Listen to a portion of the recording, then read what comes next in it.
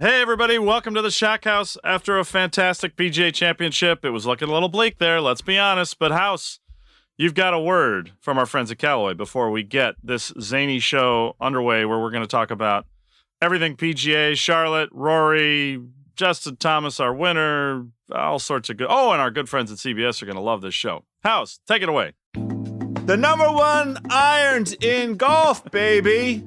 The PGA Championship wrap-up episode is brought to you by Callaway, the number one irons in golf. When Callaway came out with the all-black Apex irons last year, golfers everywhere, including this dude, I'm pointing at myself right now. We all went crazy over the sleek all-black look. They are back. Of course they are back. Back in black by popular demand, my friends, and they are now available for pre-order. As someone who plays the Apex Black, I highly recommend that you get over to CallawayGolf.com and take a look at these beauties because they will be gone before you know it.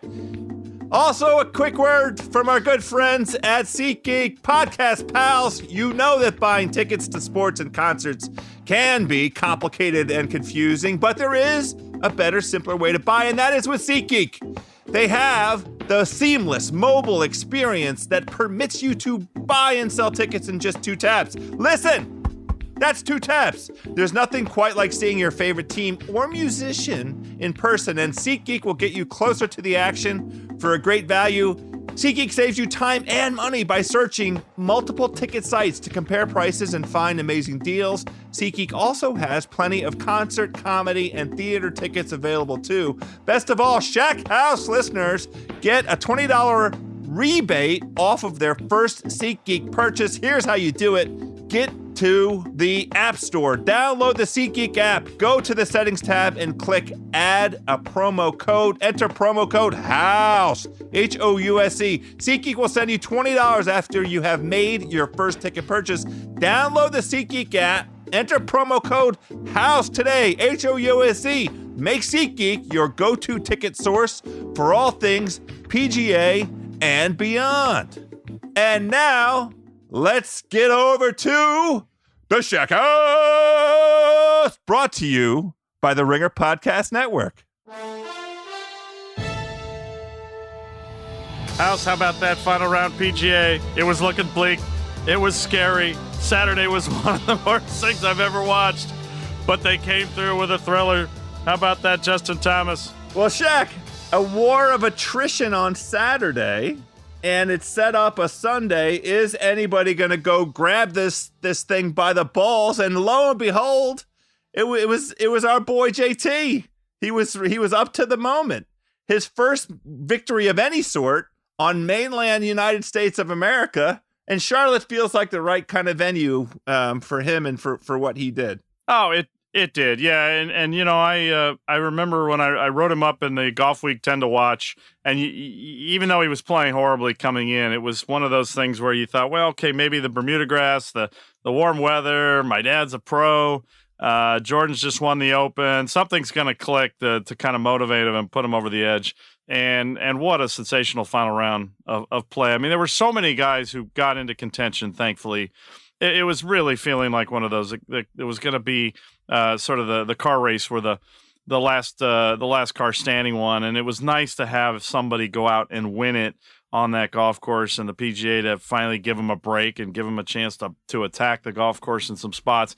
Although his key birdies on the back nine, to me, were 13 and 17. And one was a chip in, and one was on a hole, just an improbable hole to birdie 17, but a beautiful tee shot. And I love it when somebody goes out and wins it like that. And it's it is a great story. I mean, 3rd generation member of the PGA, dad, granddad were both PGA members, which those people love that there. And as they should. This doesn't happen very often.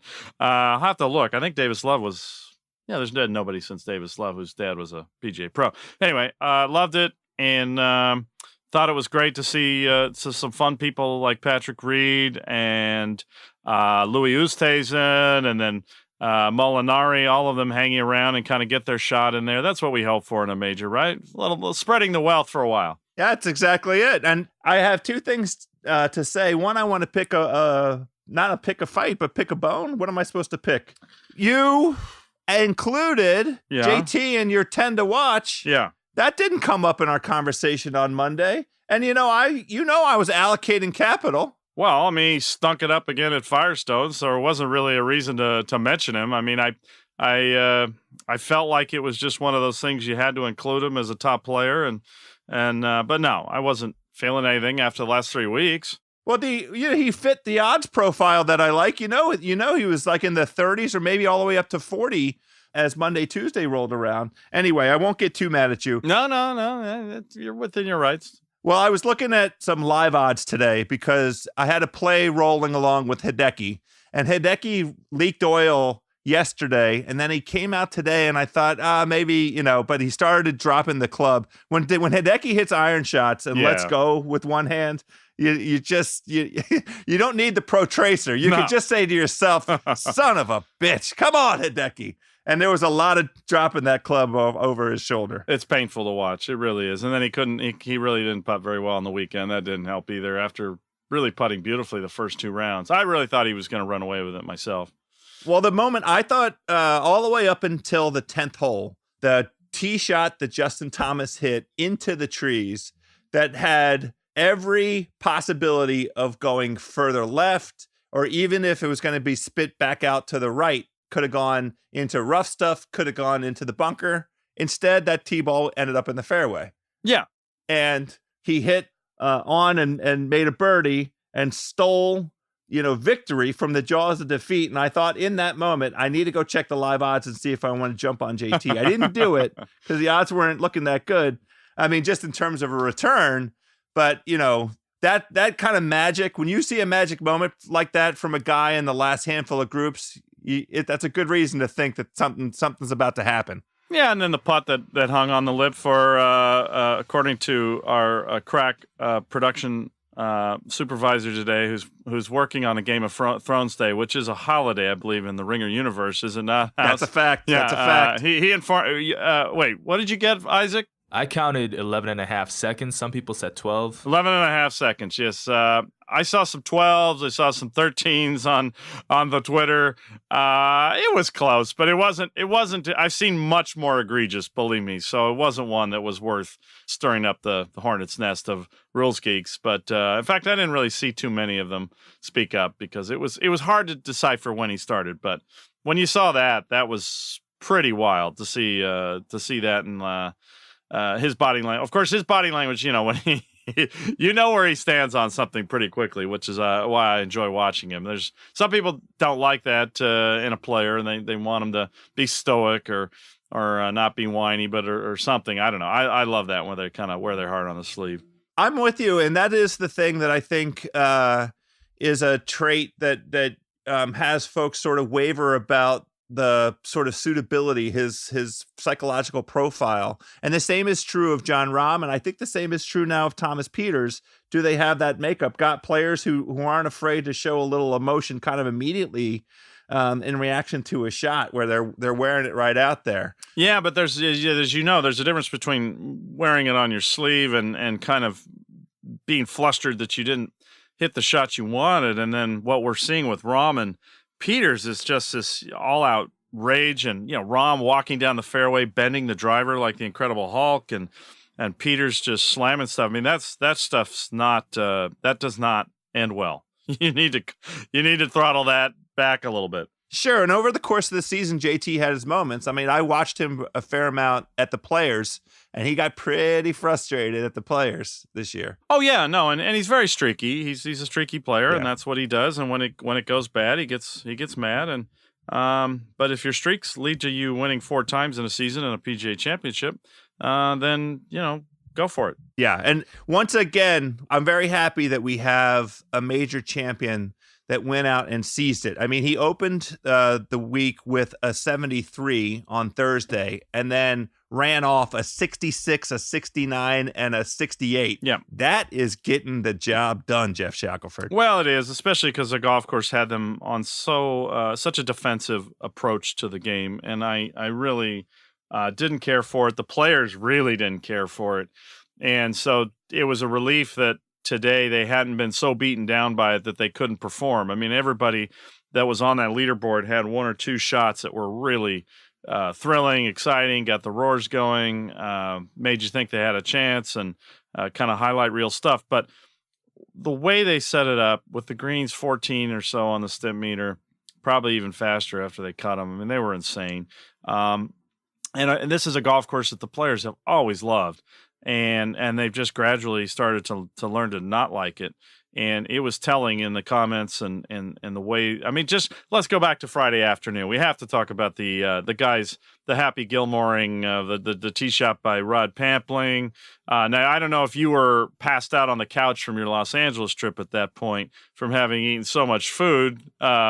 Projectile vomiting, maybe. I don't know. No. Dude, I'm a professional. Come on now. By the way, what happened to this? You were coming here to experience this culinary renaissance in Los Angeles, and then I'm seeing you, Roscoe's and stuff in your face with. No, we hit the classics. There's plenty of time for culinary whatever. We just hit a bunch of the classics. It was just a quick tour. It was great. I know. No. I'm glad it was a good trip. I'm glad the Apple Pen scored the way we hoped it would score with you, and that the father's office maintained their attitude, which is, it's got a little of a soup Nazi thing, but it's worth it for the burger, right? I guess so. Yeah. Anyway, so Friday you were passed out. Yeah. So we get this was something that. And I don't think Rod Pampling should be in trouble or anything, or Danny Willett should be fined for hitting an iron off tee, because they were stinking it up and they wanted to finish. But when you saw players in a major championship on a golf course that was in immaculate condition, where they had house the most beautiful entrance drive. You and your entrance drives. It's such an important thing to you. Well, I'm building a case here. They come in. They have nobody they have to deal with. They go right to the locker room. They get great food in the clubhouse, big spread, beautiful practice facility. Everything about this experience is perfection. And so to see players not praising the course, giving you the coded, well, it's a golf course, and things like that, and caddies coming over to bend your ear, which happened to me a couple times. You throw all that together, and then you see what happened on Friday afternoon, where these guys were rushing to I know players don't want to come back the next morning, but to do it in a major like that, when they know there are cameras and everything, said a lot about how they felt about the place. And I left out, by the way, Charlotte, great town, unbelievably nice people. The volunteers there were just incredibly cool and nice. And so all these ingredients told me, oh my gosh, these guys really hate the golf course, because usually they can look past some things when it's in immaculate condition. So I thought that Friday afternoon thing, everybody thought it was kind of fun and funny, and it kind of was, but it also spoke to how they felt about the place. And then Jordan and Rory's comments after Saturday's rounds, pointing out that the holes were on knobs, and there were just a lot of things that went on there that were not necessary. But the man in charge, Johnny Harris, he clearly had his say, and he likes things to look like Augusta and to be fast and to be tricked up. And boy, it was that's dangerous, because when you do those things with course setups and you try to control everything, it can really backfire, and you could get a goofy golf finish. So that's another reason why Sunday's conclusion was kind of a relief as much as anything. Absolutely. So I have two things I want to pick your brain on a little bit. I found it not ironic, but we complained a little bit about trying to get a major challenge into the major mix this year. Mm-hmm. I mean, the Masters, you set aside the Masters because Augusta is always Augusta. Immaculate stands alone. But from the other three venues that the major championships were competed at, we were a little bit disappointed that Erin Hills, we didn't see the true teeth of Erin Hills. Yeah. And then it was 80-degree suntan weather in the UK. Well, so Yeah. The guys went out and had a great performance, and Jordan, it sprinkled a little on Jordan on the back nine. I saw that, but otherwise, all the teeth, all the defense at Birkdale resides in the wind coming off the Irish Sea, and it just didn't come together, other than a portion of the Friday round. So here's my take, and this is why I'm walking you all the way up to this. This was a golf course that wasn't ready to host a major in terms of the layout, right? They rushed to add length, they rushed to change the design, and the design elements plus the green speeds were kind of irreconcilable. And that's what I think we saw in all of its ugly glory on Saturday, right? You couldn't put the pins in the places that the Saturday pins were and sort of honor whatever the design intent is. Yeah. That's my question to you. Yeah, the problem is the design intent was that I saw, and what the players were unhappy about with the greens is the intent seemed to be to prevent birdies. The newness of the project, I think, was problematic in that you kind of wonder, looking at some of the contours on some of the new stuff, if they just didn't really think it through. The people who do the work, Tom Fazio and Tom Marzolf, aren't really capable of truly great architecture anyway, so it doesn't surprise me that they kind of bungled it. Zinger! Oh, yeah, no, Tom Marzolf's just a guy who's just completely bungled the work at Riviera and not good at what he does. And this was his project, and it's a shame. It's just so many golf courses, they approach it cynically, House. They don't build things where you want to see a player succeed. It's this sort of discreet way of trying to prevent birdies, and then you couple that with where the setup, they kept putting these holes on spots. I mean, Jordan Spieth had a couple putts Saturday that snapped so hard at the hole. Right. And the one thing I've learned watching the PGA Tour guys is when they watch a hole location, they don't want to see the ball take that hard left turn at the hole. They don't mind a hard hole location, but then it gets to a form of trickery when you're putting them on spots where you see that. And that's what got the guys mad. The conditioning of the golf course, Keith Wood, the superintendent's a genius. I mean, it was, considering how little time they've had since this kind of last-minute renovation, which was very unusual for the PGA of America to allow a course to modify that close to the tournament. He did an amazing job. The greens were, the turf itself was I mean, you walked on it. It was freakishly good. So there was no issue with turf grass. It's just that it's 7,600 yards. They're walking back to tees all day. They hate that now, which I love. They used to not mind that, but now the guys hate that. So there are all these little elements that just screamed out to them like, this is chintzy. And plus, House, you got to remember, they've been playing this course now for quite a while in the Wachovia and then the Wells Fargo. So they liked it at one time. Yeah, they were fond of it, right? Yeah. Here's the thing I want to say to put a bow on this discussion about the course.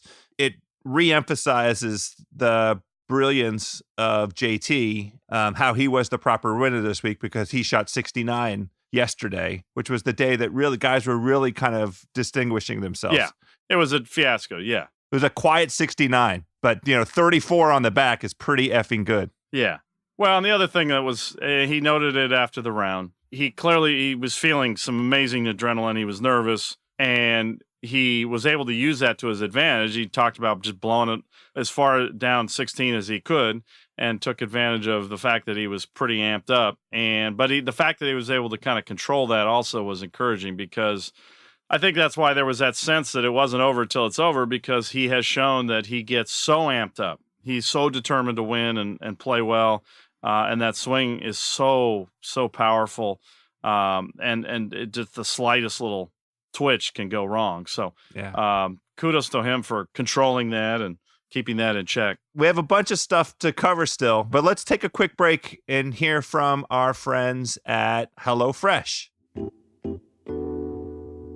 All right, big thanks to today's sponsor, HelloFresh, the meal kit delivery service that makes cooking more fun, so you can focus on the whole experience, not just the final plate. I like to cook. I find cooking fun. Shaq, do you like to cook? Of course I do. So let's talk about our pals at HelloFresh. They create new, delicious recipes with step-by-step instructions designed to take around 30 minutes. That's enough time. That's just the right amount of time for me. And I think the same is true for you as well, Shaq. Yeah, right? that the patience runs thin after that. 30 minutes, that's it. 30 minutes for everyone from novices to seasoned home cooks, short on time. HelloFresh sources the freshest ingredients measured to the exact quantities needed, so there's no food waste. They have 2 full-time registered dietitians on staff who review each recipe to ensure it is nutritionally balanced, and HelloFresh delivers food right to your doorstep in a recyclable, insulated box for free. Right now,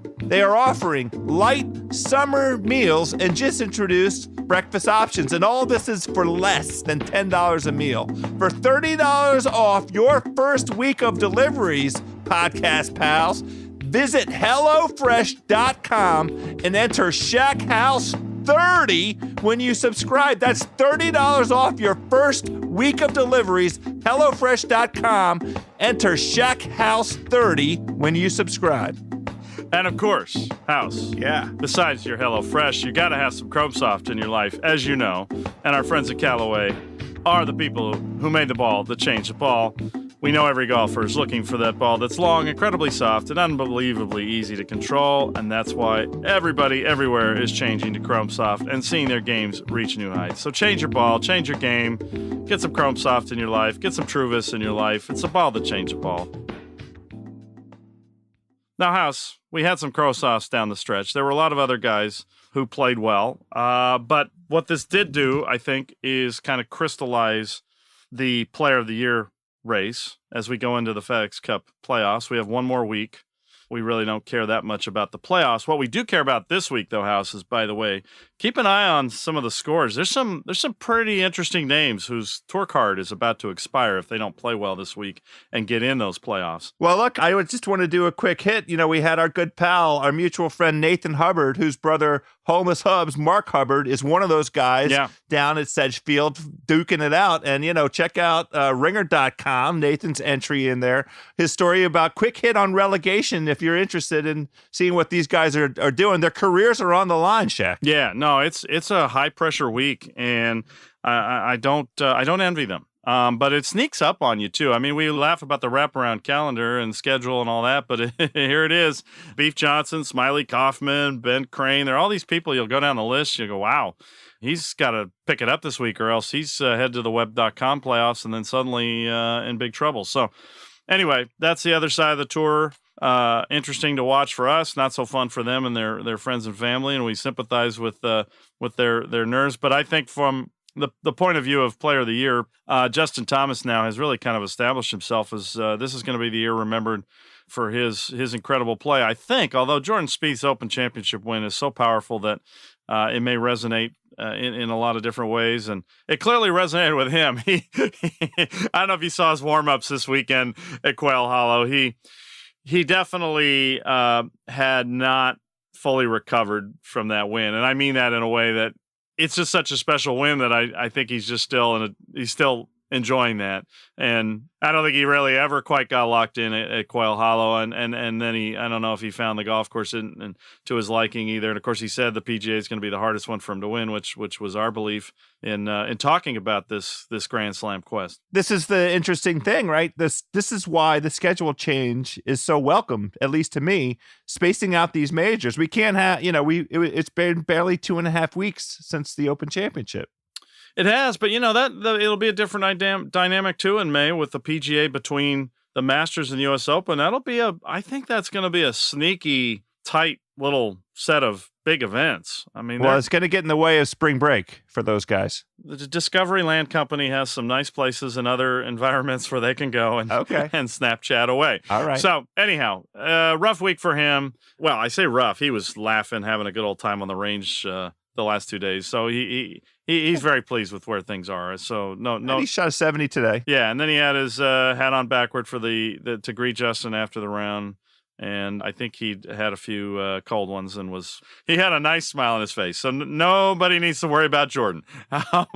Now, Rory McIlroy, on the other hand, that's a bleak picture, I think, in terms of the rest of the year. I mean, for him to be coming out and saying he's ready to shut it down, he's thinking of one of his people told Derek Lawrenson of the Daily Mail, maybe Federer's a model, take 5 months away. Oh boy, that sounds like somebody who's just not in a good place with his health and his game, and thinks he needs to say goodbye for a little while to get healthy. Yeah, so we're not going to talk about him for Player of the Year. No. I guess I don't want to, at this point, continue to kind of jump on Rory. The only thing that I kind of object to in terms of the season that he had and the injury that he encountered, his calendar ended up very, very full in terms of, an ambitious set of things he wanted to accomplish. He had on his calendar that he was going to get married.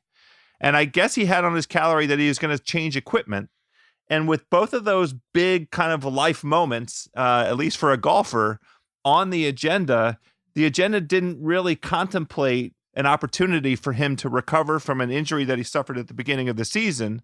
And I would have liked it. This is just me being selfish because I want the best players to play all the time because that produces the best competition. And I still think Ricky, talent-wise, is, if not the very best player, he's 1B to Jordan maybe, or 1C if you want to include DJ. But the equipment change I think I'm going to look back on that and it's going to leave a bad taste in my mouth because it looks like it influenced the rest of his season here, that he pressed down hard and tried to play in these events. Now he had a brief moment at the Open Championship that kind of looked like, okay, well, maybe he's not suffering any kind of injury. Maybe he's past the injury bug and he's going to really compete for this championship. And, he had a couple moments there, but he wasn't really able to put the pedal down on Saturday the way a bunch of guys did at the Open Championship and score and get himself all the way up to the board. And then Sunday, he wasn't really ever threatening to win. And now, the comments about not being able to really practice, I'm trying to reconcile the equipment change at the peculiar time that he did it. He went all in with TaylorMade, at that moment of the season, and whether he was playing tournaments to kind of justify that commitment that he made to the possible detriment of the rest of his season and maybe his health. Yeah, no, and that's the ultimate problem. And it only bothers me. I don't care what clubs he plays. It bothers me that he hasn't learned from history that so many players who've made these switches in a haphazard way have had it backfire on him. And he had seemed to be going about it the right way. It was forced on him with Nike leaving the business, but then he had worked out a set and, more importantly, a putter. As we can see, he can hit a lot of different drivers well, but the putter was key. And really the irons too. His numbers on irons were pretty lousy in this recent run of events where he has seemingly been healthy. And so the fact that he hasn't learned from history, the fact that Lydia Ko hasn't learned from history, or she's just disappeared this year. I mean, this has just gone on, and this is where, sometimes you wonder, do these players need an agent that's got a little bit more seasoning and wisdom that sees the big picture, but a lot of them don't. They just they see a big dollar sign, and they are big dollar signs. They're big dollars, Jeff. Yeah, and they pounce. So I get that. I understand that. But anyway, we've pounced on him enough. Yeah. House, what else you want to know about this PGA and Charlotte? I mean, it ended up being a very good week, thankfully finished on Sunday night. That was a perfect ending. I want to touch on two other names before we move past Player of the Year, just to get your take. If either Brooks Koepka or DJ get hot over the course of these playoffs, the FedEx Cup playoffs, and one of those two guys wins the championship at Eastlake, how do you think they stack up with JT? Well, I tend to lean towards the major winner. So, Brooks won the U.S. Open, and U.S. Open's always a big one in the Player of the Year discussion to me. Not that any major is less important than the other, but ultimately I think that's what will be the separator. And he played well in other majors, and in fact he leads the entire. I was just gonna say, is he going to be the low in the majors this year? Yeah. It seems like he should. Yeah, and so I always love that stat. By the way, only 13 guys made the cut at all four, nice. And he leads the field at 21 under. Look at you doing homework for the show. Very nice. Yeah, every once in a while. Yeah, he's 21 under for the year in the majors. Pretty good. Yeah, that's pretty awesome. I've always thought there should be a trophy for that, or an award. To me, that's a more interesting award than even Player of the Year. Just that sort of cumulative play in the majors is fascinating to me. Yeah, I agree with you. But it speaks to a certain consistency and overall quality of game. It's very impressive. But yeah, so we'll see. We'll see what happens in the playoffs. It's I don't know. We got another 6 weeks here. Yeah, my sense is there are a lot of guys who are who've been going at it pretty hard, so they're gonna want a week off to get a little bit rejuvenated. And I think though that with the news that came out of the PGA last week that it was moving to May and that they're gonna probably shorten the playoffs by a week and end by Labor Day in 2019. I think that will, even though the players now have to go through this year and next year, I think that will probably almost in a way motivate them or get them excited to kind of really a lot of guys sit out events, and the way they acted during the playoffs has not been a good look, and it's been part of the problem with this concept. So I think knowing that that's at the end, they'll behave a little bit better. But and perform better. Yeah, let's talk about Charlotte because you were down there from Monday all the way to Saturday. Yeah, I'm back here in LA now for the U.S. Amateur kicks off here tomorrow. First time since 1976 in Los Angeles, so we're very excited about that. Well, that's cool. Those of that's us, cool. a few of us are. I don't think there'll be many people out there, but it's a prestigious trophy if you know the history of the game, and it's pretty cool that it's here. Yeah, Charlotte was fantastic. Wow, do those people love their golf house? I mean, could you believe those crowds on Thursday? I mean, it was awesome. Unreal. I sent you a text like, Shaq, are you alive? Because they were pressed up. This is the thing that we wanted out of the U.S. Open experience, right? You want to see the crowds. You want to see the people, that emotion that carries the players, that buoys the players. Today, as JT walked up 18, there was a JT chant going on. I mean, that makes it feel live, right? Yeah, really knowledgeable fans, great people. They put in some serious time. The on-site setup was, I thought, a little mediocre in terms of it was awful in terms of the food offerings, actually. And the front nine didn't have enough, so there were some people having some bad experiences, and they didn't complain at all. It was amazing. I was impressed. I was listening to a few of the people coming up and saying something, and they were being very nice about it, but they were out there early too, passionate, and love their local guys, but they were respectful to all players. Few too many Baba Booies on the telecast, but we'll deal with that. But yeah, no, Charlotte was great. Quail Hollow, it's going to host more events. It's got a 2024 President's Cup. It's likely to get another PGA and a Ryder Cup, and it's likely to be redesigned again. Sure. I think the fourth hole, the bulldozer might be. So, when Justin Thomas is driving out tonight with the Wanamaker, I think the Mack truck with the bulldozer is going to be coming by him on the way to blow that little baby up. That was their new hole that the Fazio team concocted, and the green was bad, but it was more that they just should have played it as short as possible, and that might have helped. I don't know, but great people. We had a lot of nice ShackHouse fans. Went to a fun event that Cricket hosted at the Selwyn Pub. Nice. Oh, let's hear a little bit about some food, some Charlotte food. Were you able to get into any North Carolina barbecue? I was not. Our Friday night barbecue got canceled. I did have some fine Southern takes though on things, so I have a couple of places for you when you go down there. But yeah, we had a nice Friday barbecue place planned. The Golf Week gang, and the weather killed us, so that was a bummer. But I've got a fantastic place house, the Asbury, and it's at the base of this great old hotel downtown, the Dunhill Hotel, and just really unique take on food, and the vibe in there. The downtown is a lot of fun. Of course, there was a Panthers game on Wednesday night that lent a little bit of fun to the proceedings. The bright royal blue or the panther blue comes out, and cool scene. So a lot of fun, and there will be more tournaments in Charlotte. Yeah, no doubt. I mean, the people repped hard for Charlotte. I wanted to do a real quick aside. You mentioned the ShackHouse fans live and in Charlotte. We did not forget, pals. We have a couple of beautiful putters to give away. We have our crack ShackHouse staff busy tabulating the results. Shaq and I will put it out on the Ringer everywhere. We're going to put it on the Ringer social media, my social media, Jeff's social media, to make sure that the winners are announced. We have a beautiful red O-Works putter and a beautiful back in black O-Works as well. So keep an eye out on the social media for your name to see if you won. Which reminds me, House, we might as well share this important message right now before we get to the part we've buried at the end of the show, the broadcast. Hey, when you're the number one putter in golf, every weekend is big, and it was a good weekend for the Odyssey. It didn't win the PGA Championship, but it got awfully close with Kevin Kisner rolling in the ball all over the place. Yep. 49 worldwide wins this year.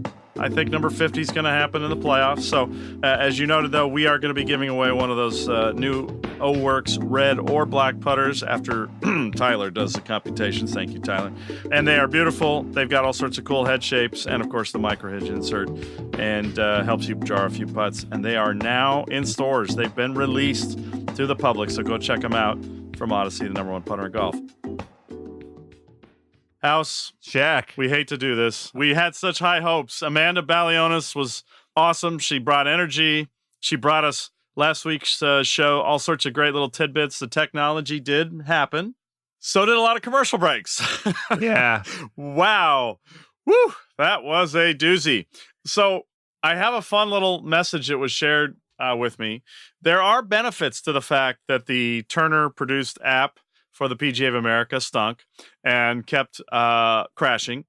They had the mic stay open a little bit hot sometimes when they either yeah, especially coming back from commercial. When I was listening, I was using the app yesterday as I was trying to get back here to LA, so I was in the airport and I heard several times some fun hot mic conversations. And let's just say I just got a message on Twitter that a friend and listener of the show was listening to the end of the telecast on the app.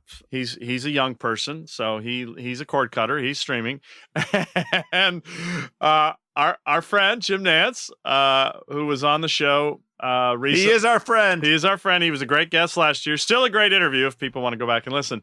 So this person messaged and said the mic was left open at the end of the broadcast, and Jim was giving congratulations to the crew there in the booth on 18, Nick, Cernek, and the whole friends, and big thank yous to the guys for working the long day. And then the direct quote was, "I just wish you guys didn't have to juggle so many commercials, but you did it wonderfully." So even Jim recognized it was really a discombobulated mess, and I thought they were front loading the telecast today, so we'd get kind of a commercial-free last 45 minutes to an hour, and we just didn't. And it really is, it really hurts.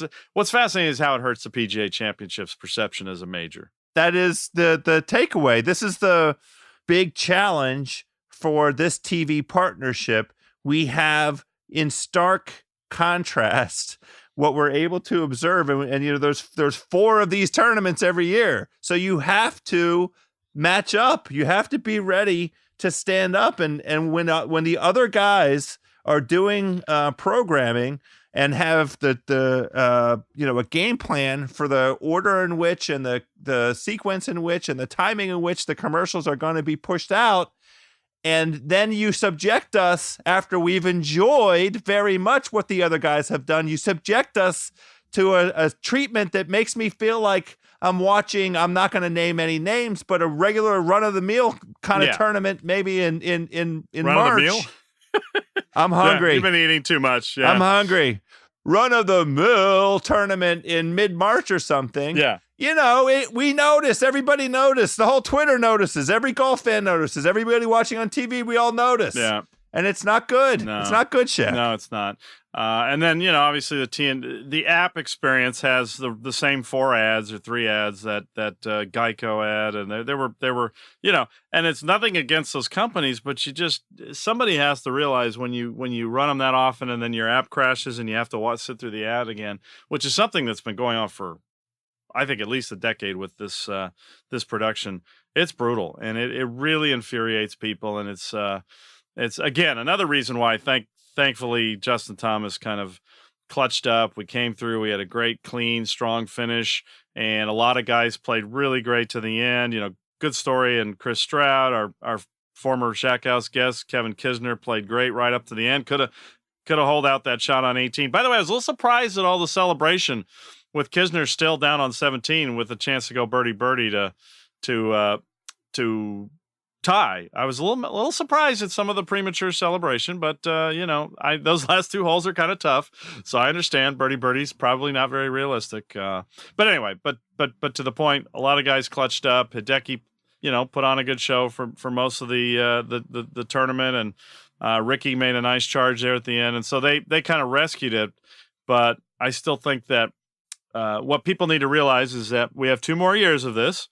And then the contract will switch to a new contract. It'll be with CBS or NBC or who knows what in 2 years where it'll be. But they're going to open that up. And CBS and TNT have a great contract right now for them, and they've refused to, as I understand it, renegotiate it to maybe cut down on these breaks or go to limited commercial interruptions. And I think ultimately, House, that's going to be the big thing to watch with this May tournament switch.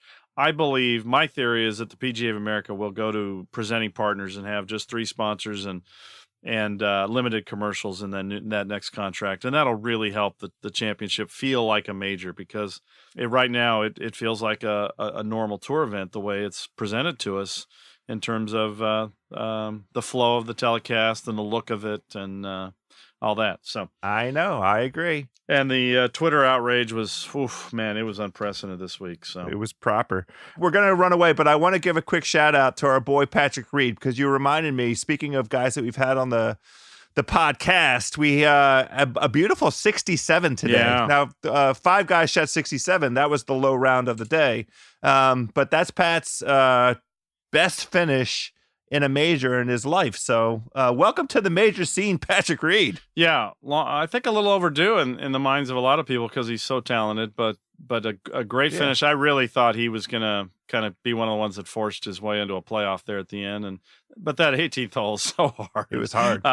And then ultimately Thomas kind of put it away with that birdie on 17. But yeah, again, another guy with a great charge on Sunday, and good for him. And maybe he'll build on that and have a good playoffs and make the President's Cup team, because we know he likes his match play and we know people want to see him in that. So it should be an interesting kind of post-mortem on this PGA where people come off from it in the year. But I think all in all, a great year in the majors, and we'll have a little bit of fun here with some of the events in the fall. But a sensational, really, actually, now that I think about it, major season, in that we had very distinct stories and storylines, and we got some of the young guys to get the monkey off their back, and we want that.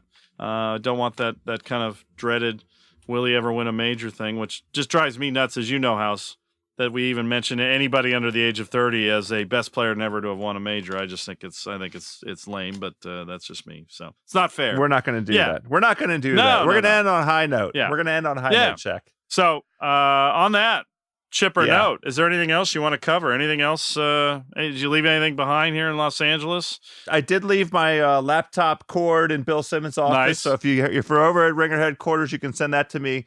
I left my dignity. I left my diet. I left. I probably should have had heart pills. I didn't work that out. Anyway, stash. Right. I'll bring that next time. But no, it was an awesome trip to LA and an awesome PGA championship. Yes, I agree, House. Absolutely. A great PGA championship, great week, great season. And I'm thrilled that we could share it together. But that means I'm not making this sound like we're done with ShackHouse. We've got more ShackHouses on the schedule. Course. Yeah, because everybody needs a little bit of ShackHouse.